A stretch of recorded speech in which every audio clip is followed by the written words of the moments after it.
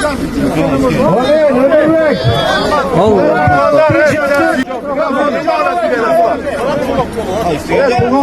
yerde şimdi ulaklar toplatıp koyuyorlar.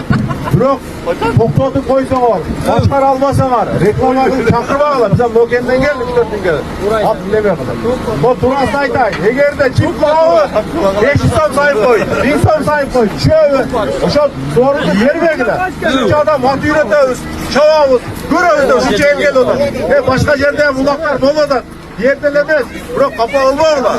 Bunu hemen derece asıp arkasından söylemeyin, şeyde söylemeyin derim. Bu çok olmadan derim.